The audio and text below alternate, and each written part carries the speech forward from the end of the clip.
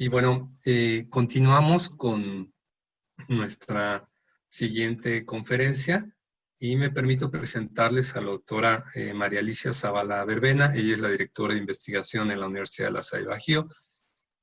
Alicia, te cedo la palabra para presentar a nuestro siguiente conferencista.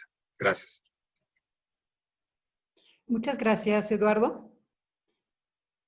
Muy buenos días, compañeros.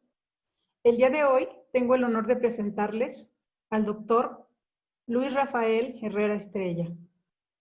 Él es director del Centro de Genómica Funcional del Estrés Abiótico en el Departamento de Plantas y Suelos de la Texas University Tech. Nació en la Ciudad de México. Obtuvo su licenciatura en Ingeniería Bioquímica en el Instituto Politécnico Nacional, la maestría en Ciencias en el Centro de Investigación y de Estudios Avanzados, CINVESTAB, y el doctorado en la Universidad Estatal de Gante, en Bélgica. Miembro del SNI, nivel 3. Él fue director fundador del Laboratorio Nacional de Genómica para la Biodiversidad, conocido como Langevio. Sus descubrimientos condujeron al desarrollo de la tecnología que es utilizada para la producción de variedades comerciales de plantas transgénicas, que hoy en día son cultivadas en más de 170 millones de hectáreas en 21 países del mundo. Junto con su equipo de investigación, logró descifrar el genoma completo del maíz, el chile y el aguacate. Estableció y fue el jefe fundador del Departamento de Ingeniería Genética de Plantas en CINVESTAB, designado por la UNESCO como Centro de Educación y Entrenamiento en Biotecnología en América Latina. El doctor Herrera Estrella es integrante del Consejo Consultivo de Ciencias de la Presidencia de la República. En los inicios de su carrera recibió el premio Javed Hussein de la UNESCO y el premio de Investigaciones Científicas en Ciencias Naturales de la Academia Mexicana de Ciencias. Más tarde, recibió el premio en Biología de la Academia de Ciencias del Tercer Mundo, la medalla Red Bio de la Red Biotecnológica de Biotecnología Americana y la medalla WIPO de la Organización Mundial de Propiedad Intelectual. En 2002 fue electo miembro de la Academia de Ciencias de Estados Unidos y recibió el Premio Nacional de Ciencias y Artes. Ha dirigido 11 tesis de licenciatura, 15 de maestría y 37 de doctorado. Su investigación ha generado más de 200 publicaciones en revistas y libros internacionales que han recibido a la fecha más de 22,000 citas. Ha sido inventor en 7 patentes internacionales. También es fundador de la empresa Stella Genomics, que se dedica al desarrollo de cultivos genéticamente modificados y diseñados para disminuir el uso de fertilizantes y agroquímicos en la agricultura. Bueno, estas son algunas breves líneas del amplio currículum del doctor Luis Rafael Herrera Estrella, a quien le damos la más cordial bienvenida a este tercer encuentro de investigadores lasallistas y le agradecemos enormemente, doctor, el haber aceptado nuestra invitación. Y sin más por el momento, cedo la palabra al doctor Luis Rafael Herrera Estrella. Alicia, muy buenos días a todos. Pues les agradezco yo la invitación a participar en este evento. Déjenme ver si puedo compartir la pantalla. Ahí estamos. Listos, doctor. Gracias. Ok. Bueno, yo no les voy a hablar del COVID-19, del SARS-CoV-2 y ese tipo de cosas. Le agradezco a Pedro Luis López de Alba, que fue quien inicialmente me contactó para este evento, y él me pidió que hablara un poco sobre cómo se va a hacer la investigación en la época post-COVID. Esa pregunta es realmente muy difícil de contestar y depende de la situación de cada quien. Ya nos comentaba el doctor Rojas que si el trabajo de investigación está muy digitalizado, se puede realizar sin ningún problema estando en casa o estando en un lugar aislado. Nosotros que trabajamos muchas cuestiones de bioinformática, que hacemos muchas cosas de informática, analizando genomas, etcétera, la mayor parte de nuestro trabajo ha podido continuar sin ningún retraso dado que tenemos acceso remoto a los servidores que tenemos en el CIMBESTAB y en la Universidad de Texas.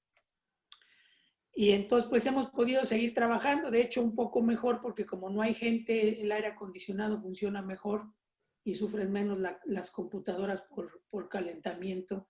Entonces hemos estado trabajando así. Las dificultades se presentan cuando tenemos que hacer investigación ya experimental en el laboratorio, porque inicialmente nos pararon a todos. Yo les comento un poco que mi situación es un poco particular, porque yo tengo 3 laboratorios. Yo soy profesor en la Universidad Agrícola de Nanjing, en China. Soy profesor emérito en el Centro de Investigación y Estudios Avanzados del CIMBESTAB. Y soy profesor y director de un instituto aquí en la Universidad de Texas Tech, en los Estados Unidos. Entonces, primero paró el laboratorio en China, y dejaron de trabajar mis alumnos que están en China. Después paró Estados Unidos, después paró México. Para cuando empezó a detener todas las actividades, México ya había reabierto el laboratorio en China. Ya reiniciamos actividades acá en Estados Unidos y el único laboratorio que sigue cerrado es el de México. Pero muchos de mis estudiantes, como les decía, están haciendo trabajo de bioinformática. Entonces, bueno, yo lo que les quiero comentar es que en realidad esto del COVID pues es un asunto transitorio. Mucha gente se está lanzando a hacer investigación en COVID. A mí me parece un poco ociosos muchos de estos programas que está lanzando el CONACYT, por ejemplo, en México, porque estos proyectos que se van a iniciar ahora pues tendrán resultados dentro de 2 o 3 años, cuando ya tendremos la vacuna, como bien decía el doctor Rojas, ya tendremos una vacuna, y muy probablemente el problema va a estar controlado. Lo que deberíamos de hacer es lanzar programas que nos permitan desarrollar las herramientas para tener vacunas efectivas y a tiempo para enfermedades futuras. No específicamente para el COVID, sino desarrollar todas las plataformas de investigación básica, de desarrollo tecnológico y de producción de vacunas. Y aquí, interesantemente, me permito comentar que las plantas transgénicas son una de las posibles fuentes de vacunas más ágiles que se pueden presentar. En el caso del ébola, por ejemplo, la vacuna más exitosa que se generó fue una vacuna producida en plantas transgénicas. Entonces, hay muchas cosas que discutir. No quiero entrar en el asunto de si son buenos o son malos los transgénicos. Cada quien tendrá su opinión. Pero yo lo que les quiero mostrar es cómo hemos trabajado y desarrollado de la investigación básica algunos desarrollos tecnológicos que podrían ser interesantes para reducir el impacto ecológico de la agricultura, que es uno de los aspectos que nos interesa mucho. Para incrementar la productividad agrícola, y me disculpo porque todas mis diapositivas están en inglés, pero no me dio tiempo de traducirlas todas al español, y para no hacer una mezcolanza preferí dejarlas todas en inglés. Tenemos que contender con toda una serie de factores muy importantes que nos permitan llegar a producir la cantidad de alimentos que necesitamos. La primera y más importante es que necesitamos agua. O sea, si no hay agua, no hay vida, y si no hay suficiente agua, la productividad de los cultivos se ve mermada en un 10, 20, 30, 40, 50, 60, 70, 80, 90 o 100%, dependiendo de la cantidad de agua que tengamos disponible para nuestros cultivos. El siguiente factor importante es la fertilidad de los suelos. Necesitamos adicionar fertilizantes a los suelos para que los cultivos tengan su máxima productividad. Se ha hecho un uso excesivo de fertilizantes y eso ha causado problemas ecológicos importantes. Se contaminan con los fertilizantes los ríos, los mares, los lagos. Esto promueve el crecimiento descontrolado de algas que causan hipoxia, consumen todo el oxígeno del agua y producen toxinas y eso mata toda la vida que existe en los cuerpos acuáticos del mundo. Entonces es un problema muy importante que tenemos. Las variedades de plantas que se utilizan también son muy importantes.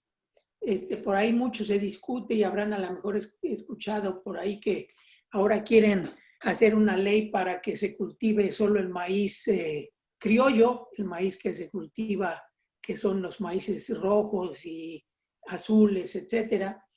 Pero lamentablemente las variedades de maíces criollos no han sido muy mejoradas y por lo tanto su productividad es mucho menor que la de los maíces mejorados blancos y amarillos y mucho menos que los maíces híbridos. Entonces, la variedad que cultivamos es fundamental para tener una buena productividad. Y aquí es importante señalar que por ahí se dice, por ejemplo, que las empresas multinacionales, sobre todo la perversa Monsanto, se quiere apropiar de la producción de alimentos en México mediante las semillas transgénicas. Y en realidad lo que pasó, esto sucedió ya hace más de 30 años, es que las empresas multinacionales se apropiaron de la producción de alimentos en México por la producción de semilla mejorada e híbrida. El 90% de las semillas de la producción de maíz en México usa semilla mejorada o híbrida de Monsanto, Pioneer, DeKalb o Syngenta. Esas 4 empresas controlan la producción de la semilla de maíz, y no solamente de maíz, sino también de chile, de tomate, de todos los principales cultivos que produce México. La semilla mejorada proviene de esas empresas. Entonces, esta independencia que se quiere lograr prohibiendo los transgénicos, pues se perdió antes y se perdió por otras razones y no con los transgénicos. Otro problema que tenemos son las malezas. Si uno siembra un cultivo, hay malezas que crecen más rápido que el cultivo y al final de cuentas quien utiliza los fertilizantes y el agua disponible para crecer son las malezas y no el cultivo, y terminan matando. Entonces nosotros tenemos interés en atacar algunos de estos problemas desde el punto de vista de investigación básica y del desarrollo tecnológico. En cuanto al agua, bueno, pues aquí simplemente ilustro qué pasa si uno tiene agua y qué pasa si no hay agua. La diferencia pues es dramática. Y esta cosa que vemos acá abajo de estos maíces que están bajo condiciones de sequía, es muy común observarla en México. El 60% del territorio nacional es árido o semiárido, que depende, son zonas de temporal. Y la cada vez más errática predicción de las lluvias lleva a enfrentar estos problemas de sequía de manera muy grave. Y entonces lo que nosotros quisimos ver era entender cómo es que los organismos biológicos enfrentan la carencia de agua. Y para esto nos pusimos a estudiar un poco cómo es que han evolucionado durante la historia de la vida organismos que son capaces no de tolerar la sequía, sino de tolerar la desecación. Y entonces, por ejemplo, tenemos este pequeño crustáceo que es Artemia salina. Los huevos de Artemia salina pueden durar en estado de secado alrededor de 10 años. Tenemos estos animalitos que se llaman tartígrados o osos de agua, por como se ven al microscopio. Son muy pequeñitos, pero al microscopio electrónico se ven así. Estos animalitos pueden sobrevivir 50 años en el estado de secado. Y de hecho entran en un estado quiescente tan importante que son resistentes a la radiación. Por ejemplo, estos animalitos se los han llevado a la estación espacial, los han sacado desprotegidos al espacio exterior, expuesto a los rayos cósmicos, los meten, los rehidratan y siguen vivos. Entonces, esto quiere decir que los sistemas biológicos han desarrollado mecanismos que les permiten protegerse de una manera muy impresionante. Aquí les voy a mostrar un pequeño video de un tipo de plantas que es muy común en México, que se llaman plantas de resurrección, que son nativas de los desiertos de Chihuahua, etc.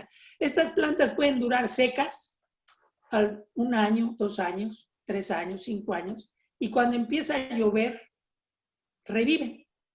Inmediatamente, en unas horas, estas plantas vuelven a la vida. Por eso se llaman plantas de resurrección.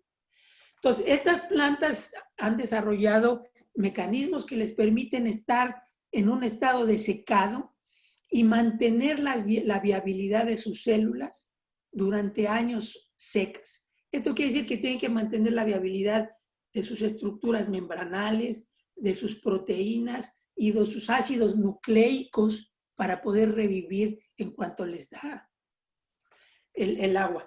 Y este es un proceso muy complejo porque el ADN y el ARN son susceptibles a degradarse tanto por la luz, efecto de las radiaciones de luz ultravioleta, como por efecto de químicos, solamente químicos. Si están hidratados, si tienen cierto grado de hidratación, hay reacciones químicas que llevan a la degradación de los ácidos nucleicos. Ahora, el campeón de la tolerancia a la desecación son las semillas. Las semillas de una planta son el modo de sobrevivir de una planta de una temporada a otra. Y lo que se ha encontrado, por ejemplo, estas son semillas de una planta de acacia que fueron rescatadas por unos investigadores suecos de un jardín botánico en Babilonia, que tenían 151 años de estar almacenadas. Y resulta que cuando las ponen en un substrato húmedo y en condiciones ambientales adecuadas, estas plantas germinan. Eso quiere decir que el pequeño embrioncito que está metido en la semilla sobrevivió 150 años sin perder su viabilidad celular. Pero eso no es la mayor duración. Por ejemplo, se rescataron semillas de 1300 años de antigüedad de una tumba china y estas semillas igual se rescataron, se pusieron en macetas y están vivas. Lo interesante es que estas semillas de 1300 años ya difieren de las semillas de lotus actuales. Estos lotus son esas plantas que dan flores muy bonitas en lagos y pozas y cosas así. Y el récord que se tiene hasta ahora son semillas de dátil, que fue reportado en Nature hace un tiempo, que fue rescatado de una tumba egipcia de 2000 años de edad, de antigüedad, y estas semillas de dátil pues se sembraron también en condiciones adecuadas y germinaron. Entonces esto quiere decir que las plantas de alguna manera durante el proceso de formación de la semilla instrumentan mecanismos para proteger a las células del embrión por 2000 años y mantenerlo intacto y viable para volver a germinar cuando tienen las condiciones favorables.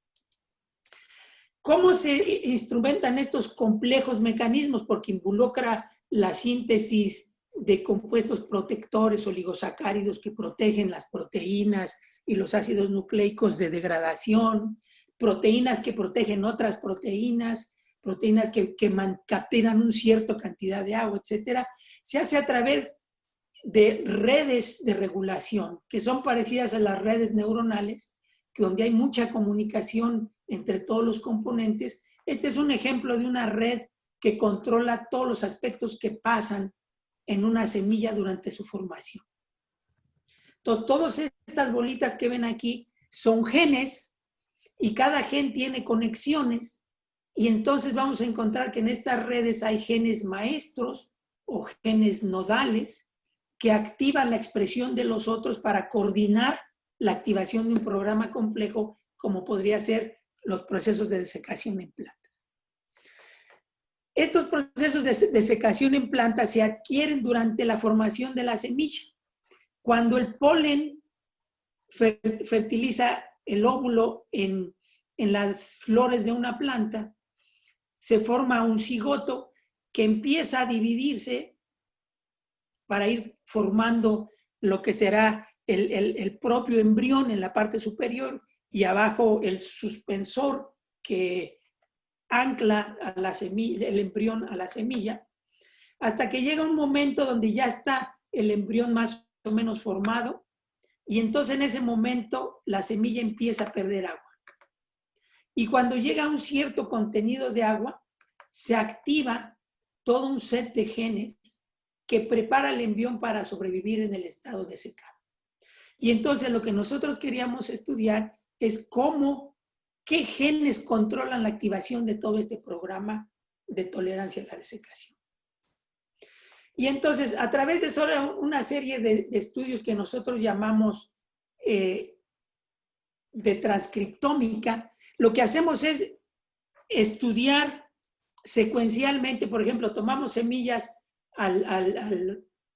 2 días después de la fertilización, 5 días, 10 días, 12 días, 16 días, 18 días, 20 días. Y durante este proceso vamos viendo qué genes se activan. Y así podemos identificar cuáles. Por ejemplo, durante este periodo hay solamente división celular y multiplicación celular. Cuando empieza a perder agua, se empiezan a acumular lípidos y almidón, que son típicos de las semillas. Por ejemplo, el maíz tiene mucho almidón, la soya tiene muchos lípidos, y esos compuestos que les llamamos de almacenamiento se acumulan para tener reservas energéticas para cuando la semilla germina pueda crecer rápidamente.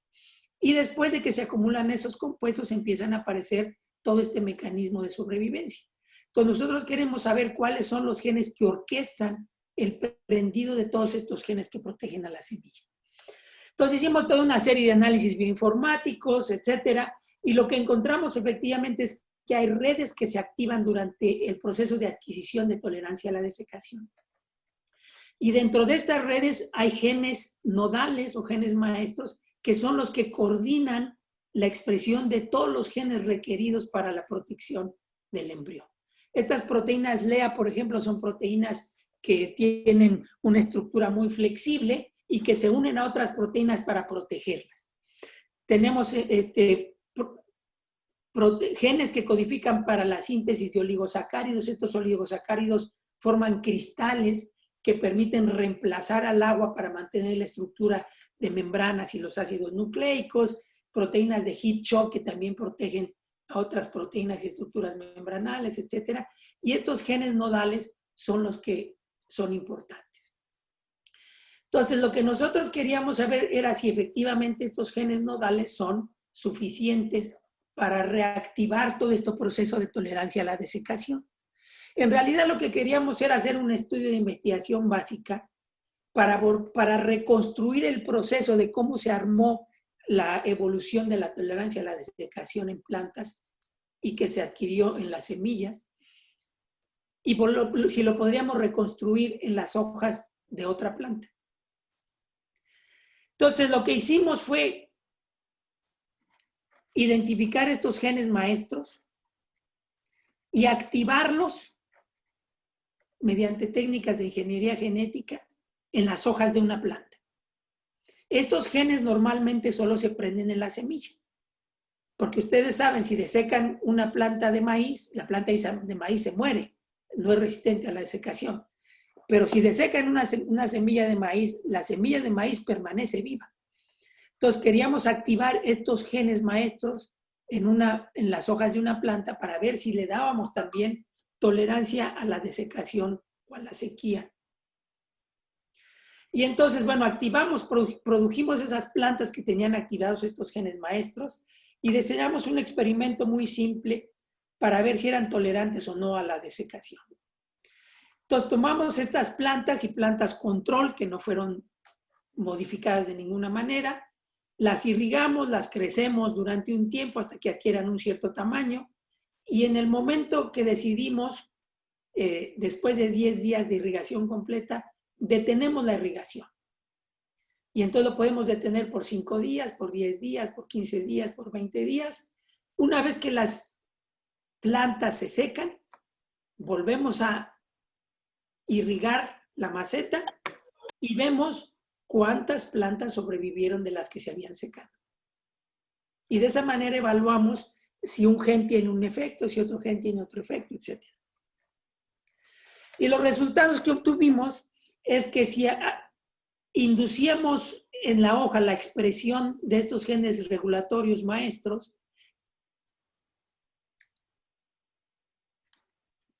llegábamos a tener un cierto grado de sobrevivencia de estas hojas. Por ejemplo, el 40%, el 30%, el 35%. Pero si esto es un circuito, si activamos los 3 genes al mismo tiempo, se debe activar el circuito completo. Y lo que logramos es que si activamos los 3 genes completos, se obtiene que la planta ahora es tolerante al 100%. Y aquí está cómo se ve. Esta es la planta original después de los 20 días de desecación. Si yo le vuelvo a echar agua, pues se muere. Simplemente ya se secó, ya se murió. Estas son las plantas que tienen la expresión de estos 3 factores de la transcripción. Las secamos igual que esta y las volvemos a rehidratar y ahora sobreviven. Entonces, esto nos permite demostrar que esta red que controla la tolerancia a la desecación en plantas existe, que estos genes son los genes nodales de ese proceso y que estos genes los podemos utilizar para incrementar la tolerancia a la sequía en los cultivos. Entonces ahora estos son plantas modelo, pero ahora estamos activando estos genes utilizando este sistema de CRISPR-Cas en plantas de maíz, de soya y de frijol. El otro ejemplo que les quiero mostrar de lo que hemos hecho está relacionado con el control de malezas. Y esto porque se ha venido haciendo público desde hace tiempo que las malezas se han vuelto un problema bastante grave. Porque este es un ejemplo de qué pasa si yo siembro un cultivo. Este es un cultivo de algodón sembrado frente a malezas. Si yo no hago un control de malezas, las malezas crecen más rápido que mi algodón y lo matan. Si yo aplico un herbicida que mata las malezas, pero no mata mi algodón, pues lo que crece es solamente mi algodón. Y esta es la tecnología que desarrolló Monsanto. Ellos desarrollaron plantas transgénicas resistentes herbicidas para poder aplicar el glifosato, que es el herbicida que produce Monsanto y que es el que ha causado todo este escándalo a nivel mundial, que si causa cáncer o no causa cáncer, etcétera, ¿no? Como pueden ver, y no crean que tengo yo ninguna amistad con la gente de Monsanto, pero la efectividad del sistema es extraordinaria. Si yo no aplico el glifosato, tengo una selva de malezas que no me deja cultivar nada. Si yo uso la semilla de Monsanto y el glifosato, controlo el sistema perfectamente bien con un requerimiento de trabajo humano muy pequeño. Entonces esto fue verdaderamente maravilloso. El problema es que como seres humanos siempre tendemos a abusar de las cosas y entonces pues empezaba a ver que había algunas plantitas que sí crecían y entonces subieron la dosis de glifosato y la volvieron a subir y la volvieron a subir. Y entonces lo que sucedió es que empezaron a aparecer especies de malezas resistentes a los herbicidas. Igualito que con los antibióticos. Si yo hago un mal uso del antibiótico y no sigo con las dosis y el tratamiento completo, lo que voy a hacer es que los microbios que me están causando la enfermedad se van a volver resistentes y la siguiente gente que se infecte con el mismo bicho ya no se va a poder tratar con ese antibiótico. Exactamente lo mismo pasa con los herbicidas. Si yo estoy matando las plantas con un herbicida y lo uso mal, pues van a sobrevivir variantes de las malezas que ahora son resistentes. Y el caso es verdaderamente extraordinario porque en 2006, 2004, empezaron a aparecer estas malezas resistentes a glifosato.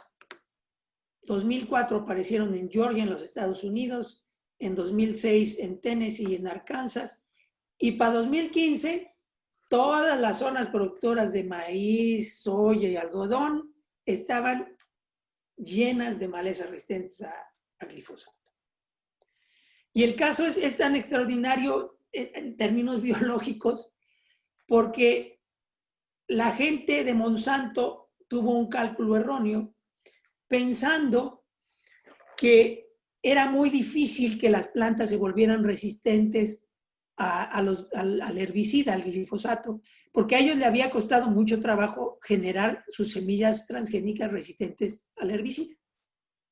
Y entonces calcularon la probabilidad de que eso sucediera de manera natural. Dijeron, no, es prácticamente imposible. Pues resulta que los sistemas biológicos son muy interesantes. Como lo hizo Monsanto fue mutando. El glifosato tiene como blanco una enzima de la ruta de síntesis de aminoácidos aromáticos. Y el glifosato se une de manera covalente a esta enzima, impide su actividad y entonces los precursores de la síntesis de ácidos aromáticos son altamente tóxicos. Y si se acumulan, se muere la planta. Por eso es tan efectivo para matar plantas. Y para que ya no se pegara el glifosato a la enzima, se necesitaban 4 mutaciones en la enzima. Y entonces dijeron, bueno, pues si cada mutación tiene una frecuencia de 10 a la menos 6, 4 mutaciones, pues para que ocurran son 10 a la menos 24. Entonces, para que haya 10 a la menos 24 plantas expuestas al mismo tiempo con una dosis letal de glifosato, pues es imposible, tendría que echar glifosato en todo el mundo al mismo tiempo. Y entonces dijeron, nunca va a pasar. Pues resulta que estas malezas son muy inteligentes y en lugar de mutar el gen, aumentaron las copias del gen. Y entonces yo tengo, si necesito 5 moléculas de glifosato para aniquilar el nivel de enzima producido por un gen, pues si subo a 9 copias del gen, pues ahora necesito mucho más glifosato para inactivar la enzima. Y exactamente fue lo que pasó. En 2007 se utilizaban 217 gramos por hectárea de glifosato. Para 2017 ya se necesitaban 1.736 gramos por hectárea. En el 2010 se encontró que ya no tenía 9 copias, sino 12 copias. Y entonces resulta que ahora ya necesitaban 3.4 kilos de glifosato por hectárea. En el 2010-12, y lo que hicieron fue, pues aumenta más. En el 2012, y ahora se requieren 5 kilos, o sea, 20 veces más glifosato para matar las malezas que lo que originalmente se necesita. Entonces, ese sistema tan maravilloso que les mostré al inicio, pues ya no funciona, porque en lugar de estar echando 200 gramos que son inocuos para animales, inocuos para los humanos, etcétera, ahora si le echo 5 kilos, pues empezamos a tener problemas de toxicidad. Y entonces, ¿qué está haciendo Monsanto? Pues entonces hace plantas que son resistentes no a 1, sino a 3 o 4 herbicidas. Igualito que los antibióticos. Entonces, pues, ¿qué hago? Un cóctel de antibióticos, un cóctel de herbicidas y lo aplico. Y entonces, claro, entre más moléculas químicas sintéticas que tienen cierto potencial de toxicidad para humanos y animales y el medio ambiente, pues más daño estoy causando. Y entonces nosotros dijimos, hombre, ¿qué no habrá otra manera de controlar las malezas más inteligente? Y entonces yo llevo trabajando muchos años con la nutrición de las plantas. Y entonces yo dije, ¿qué no será posible diseñar un sistema alterno donde manipulemos la nutrición de las plantas en lugar de matarlas? ¿Por qué crecen las malezas más rápido que los cultivos? Pues porque están diseñadas a aprovechar mejor los nutrimentos, el agua, el sol, para crecer más rápido que los cultivos. Y entonces yo he estado trabajando con fósforo desde hace muchos años y el fósforo es un elemento esencial para todos los organismos. Desde una cianobacteria, por ejemplo, si yo no le echo fósforo no crece, si le echo fósforo sí crece.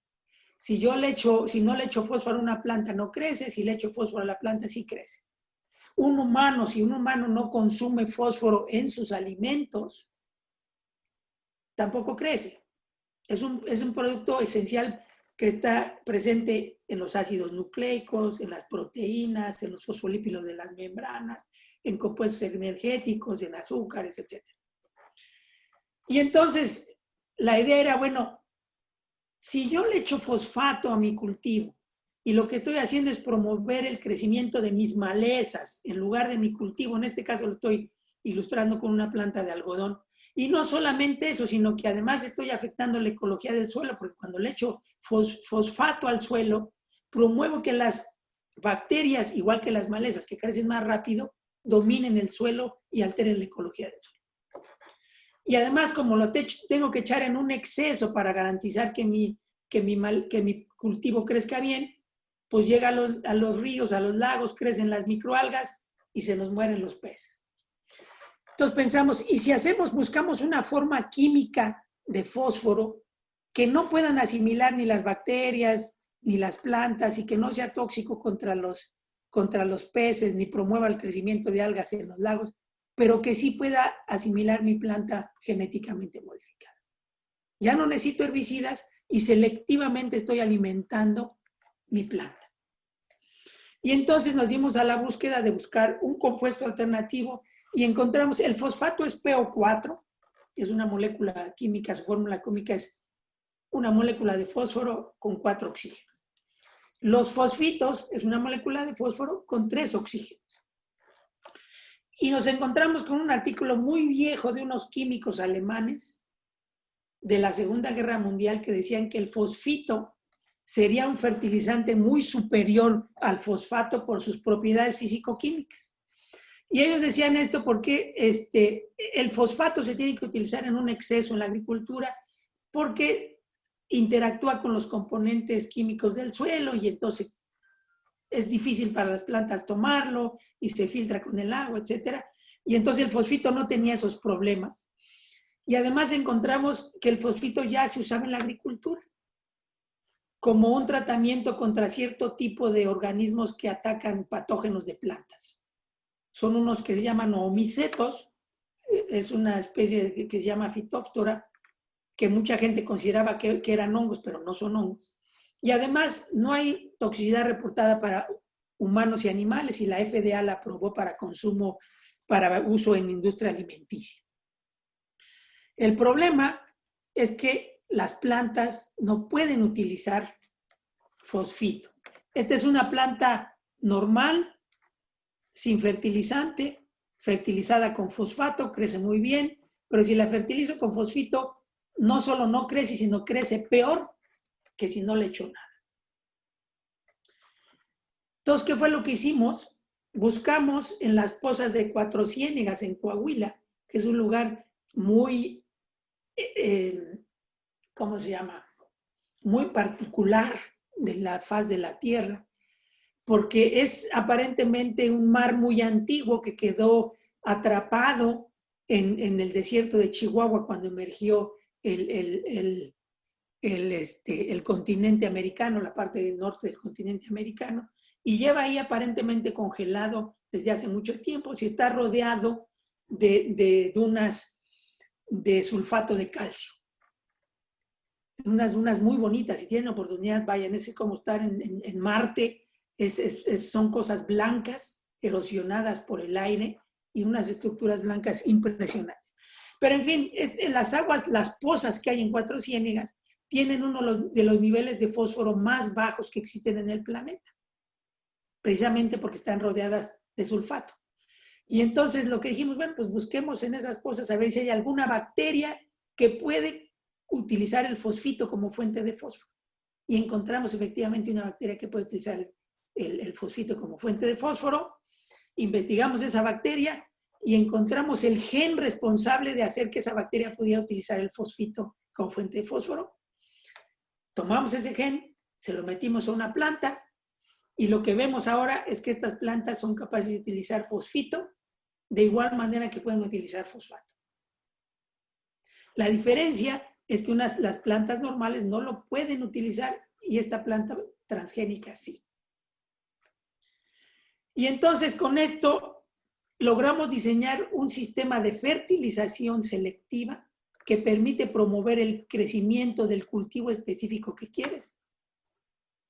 Y tiene un efecto de supresión, no de matar, sino de suprimir el crecimiento de otras plantas.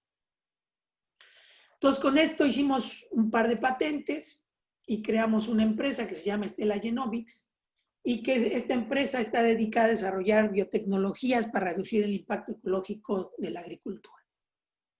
Esa es la misión de nuestra empresa. Encontramos, por fortuna, inversionistas mexicanos interesados en invertir en esta tecnología. En algún momento, si quieren que platiquemos sobre eso, es también una historia interesante e importante.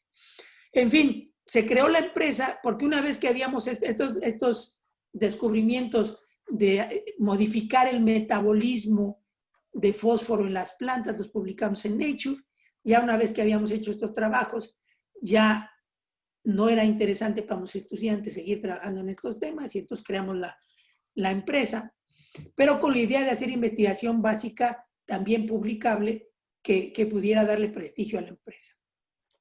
Entonces, el fosfito no es un herbicida, sin embargo, no puede ser utilizado como una fuente de fósforo para plantas convencionales, inhibe su crecimiento porque compite con el fosfato para entrar a la planta.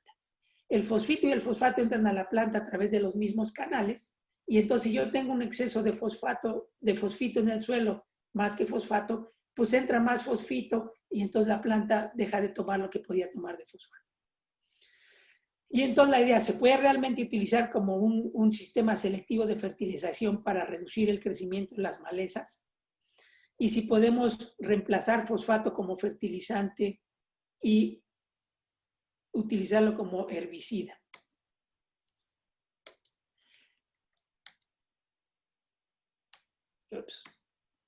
Aquí está un ejemplo, este es un ejemplo de trabajo que hizo la empresa. La empresa generó plantas transgénicas de maíz, de algodón, de soya. Y aquí lo que estamos viendo, este es un suelo que obtuvimos en Celaya, muy rico en malezas. Y entonces si ponemos nuestros algodones a crecer con fosfato aquí, pues las malezas crecen más rápido y prácticamente no se ve el algodón. Hay diferentes tipos de malezas, hay malezas tipo pasto y otras malezas de hoja ancha que se les llama. Y aquí no vemos el algodón. Pero ¿qué pasa si yo mezclo mi algodón transgénico con las malezas y le echo fosfito en lugar de fosfato como fertilizante? Y lo que podemos ver es que no maté las malezas. Aquí están. Pero ahora mi algodón es el campeón. Y entonces reduzco la cantidad de fosfito que necesito, porque ahora nadie se lo está comiendo más que mi planta, y entonces lo puedo reducir a la mitad de lo que uso de fosfato, y ya no necesito aplicar herbicidas. Entonces este sistema es muy interesante por varias razones. Primero, elimina la necesidad de utilizar herbicidas, con todas sus implicaciones de toxicidad y que si causan cáncer, etcétera, por un compuesto químico inorgánico que está aprobado por la FDA y las autoridades europeas para uso en la industria alimenticia. No mato las malezas, y aquí las tengo, y esto me previene, me ayuda a prevenir la evaporación del agua. Porque cuando yo uso el glifosato, pelo todo el suelo. Meto mis cultivos y las zonas entre los surcos están pelonas. Entonces, cuando yo riego, pues toda esa zona que está pelona está expuesta al sol y se evapora el agua. Si yo tengo una alfombra de malezas pequeñas, me ayudan a proteger el agua de la evaporación porque el sol no le da directo al suelo y las plantas son muy efectivas para cosecharlos. Y además, evito los problemas de erosión. Cuando llueve, la lluvia arrastra el suelo, la capa superficial del suelo, que es donde más materia orgánica está acumulada. Si yo tengo una carpeta de malezas en todo el terreno, pues las raíces de estas malezas van a impedir que ese suelo se arrastre. Entonces, esto es lo que yo llamaría el sistema ideal para los ecólogos. El único problema es que es transgénico. Y entonces yo le pregunto a los ecólogos, ¿qué prefieren? No podemos eliminar el uso de herbicidas. Si prefieren seguir utilizando herbicidas, utilizar una planta transgénica que resuelve el problema. El sistema, como les digo, hacer investigación básica, nos dieron la portada de PNAS con este trabajo que hizo la empresa. La hicimos en colaboración con la Universidad de Texas A&M, antes de que nos viniéramos acá a trabajar a Texas. Porque es la zona donde se produce algodón en los Estados Unidos. Y estamos trabajando con algodón porque es el producto más fácil de introducir al mercado como transgénico. Porque no entra a la cadena alimenticia ni nada, simplemente para hacer ropa. Aunque claro, hay gente que ha hecho campañas para evitar comprar ropa interior hecha con algodón transgénico porque dicen que causa cáncer, aunque el algodón de uno y el algodón del otro son idénticos. Y este es el efecto que tiene ya en campo. Este es un campo que fue irrigado, no se le aplicó nada, simplemente se irrigó, y aquí se aplicó el fosfito. Y entonces lo que pueden ver aquí en este recuadro amarillo es que el fosfito no mata las malezas, ahí están, pero retrasa mucho su crecimiento. Entonces esto le da oportunidad al cultivo que nosotros produjimos de crecer y de alimentarse con el fosfito. Estos ya son campos semicomerciales que tenemos de algodón, donde pueden ver aquí cómo controlamos las malezas perfectamente. Aquí no se alcanza a ver las malezas que hay entre este cultivo. Acá se aplicó glifosato y no se aplicó fertilizante y entonces hasta el algodón se muere.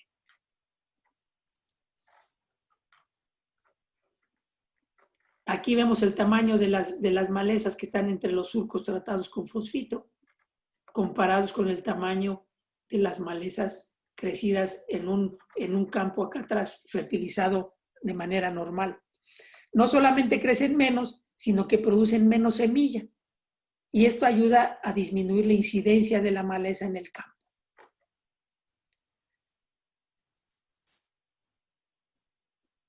Ahora, también lo hicimos en maíz.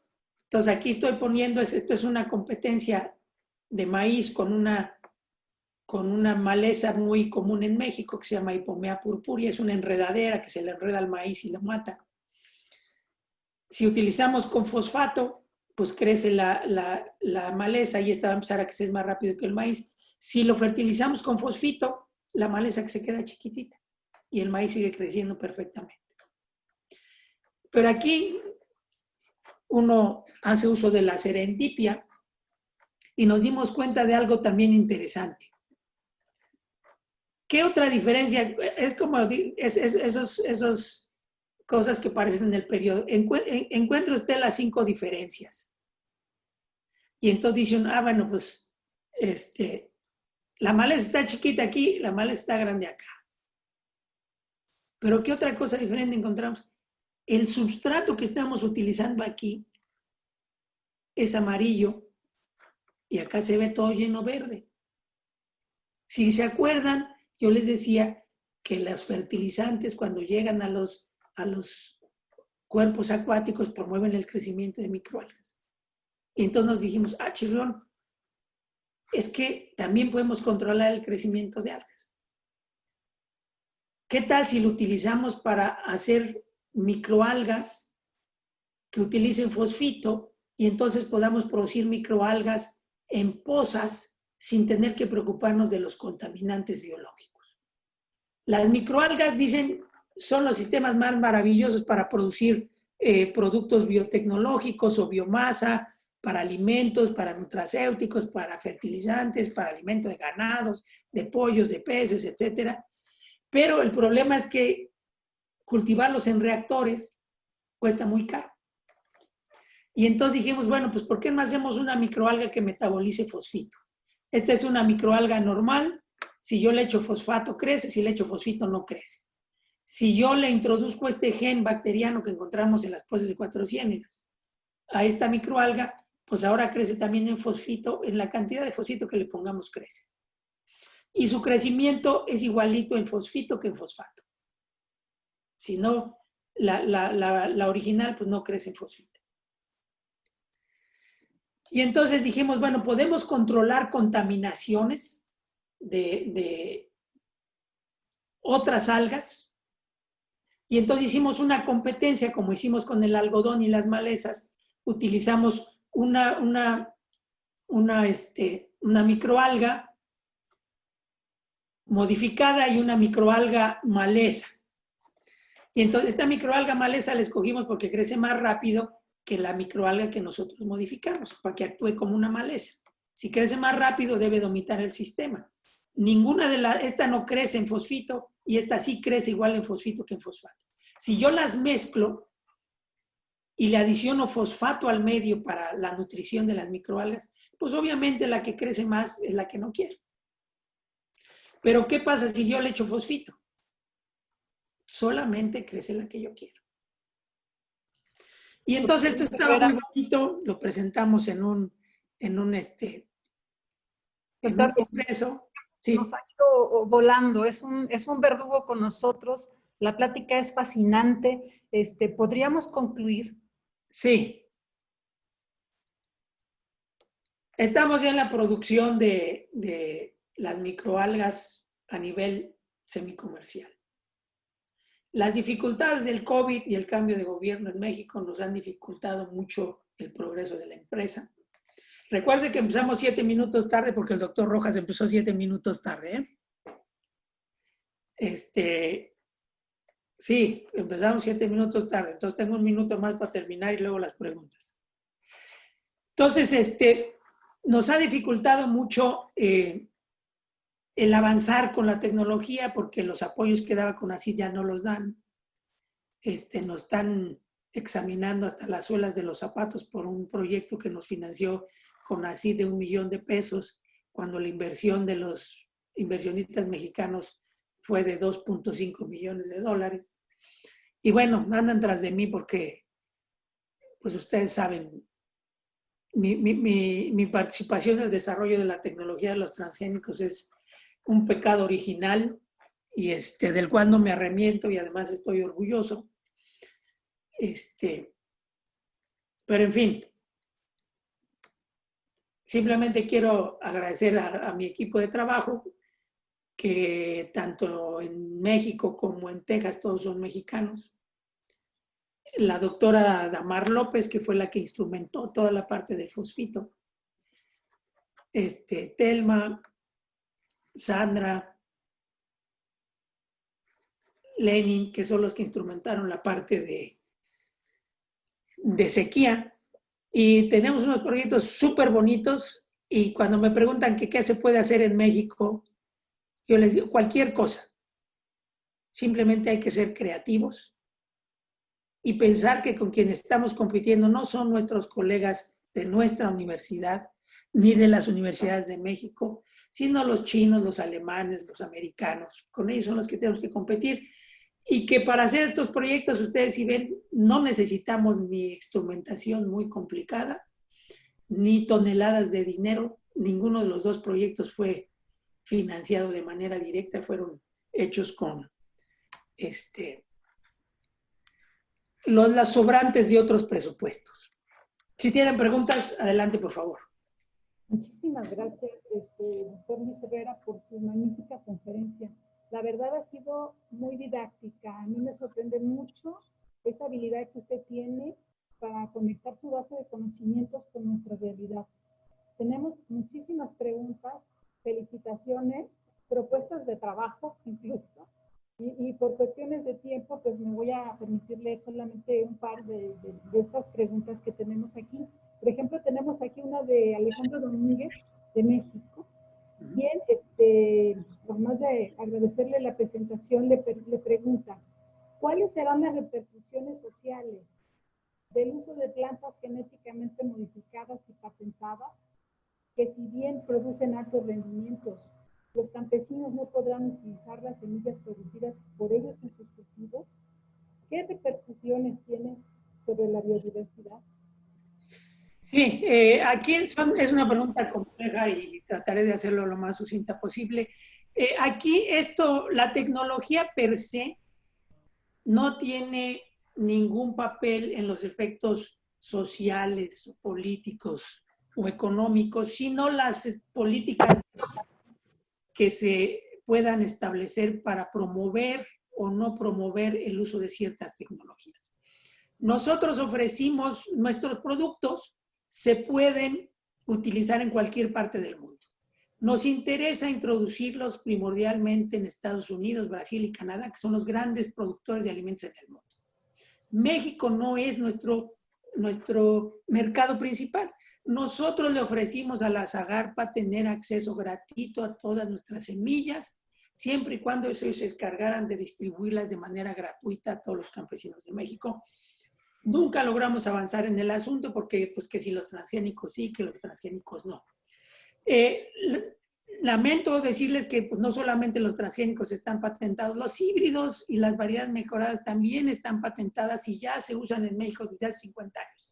El problema es que los pequeños productores que no tienen dinero para comprarlas, pues no compran ni transgénicos, ni mejorados, ni híbridos.